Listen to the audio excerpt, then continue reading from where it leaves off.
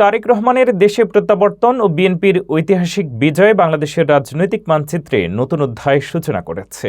মাত্র ১.৫ মাসে তিনি ত্রয়োদশ জাতীয় সংসদ নির্বাচনে বিপুল ব্যবধানে জয়ী হয়েছেন। নির্বাচনের সঙ্গে অনুষ্ঠিত গণভোটে প্রাতিষ্ঠানিক সংস্কারের প্রতি জনসমর্থন স্পষ্ট হয়েছে। বিএনপির বিজয়ের পর মিছিল নেই, বিশেষ দোয়া অনুষ্ঠিত হবে। তারেক গণতন্ত্র পুনর্গঠনের নেতা হিসেবে দেশের অর্থনীতি ও রাজনীতিতে পরিবর্তন আনতে উদ্যোগী। তারেক রহমানের লন্ডনে স্বেচ্ছা নির্বাসনের দীর্ঘ অধ্যায় শেষ হয়ে দেশে প্রত্যাবর্তনের পর মাত্র ১.৫ মাসে তিনি বাংলাদেশের ত্রয়োদশ জাতীয় সংসদ নির্বাচনে বিপুল ব্যবধানে জয়লাভ করে প্রধানমন্ত্রী পদে বসার পথে আছেন। রাজনৈতিক প্রতিহিংসার শিকার এই ৬০ বছর বয়সী নেতা একসময় দুর্নীতির অভিযোগে কঠোর দমন নিপীড়নের সম্মুখীন হয়েছিলেন।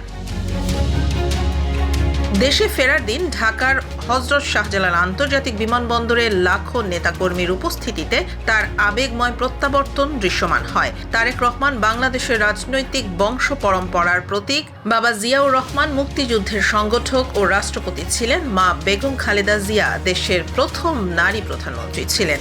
দেশে ফিরে মাত্র ৫ দিন পর তার মা মৃত্যুবরণ করেন। বিএনপি নির্বাচনে ২০০টির বেশি আসন জিতে ইতিহাসের সবচেয়ে বড় সাফল্য অর্জন করেছে। গণ অভ্যুত্থানের তরুণ নেতৃত্বে গঠিত জাতীয় নাগরিক পার্টি এনসিপি ও জামায়াতে ইসলামের জোট নির্বাচনে প্রত্যাশা অনুযায়ী ফল দিতে পারেনি। একই সঙ্গে অনুষ্ঠিত গণভোটেও প্রাতিষ্ঠানিক সংস্কারের প্রস্তাবের প্রতি জনসমর্থন স্পষ্ট হয়েছে।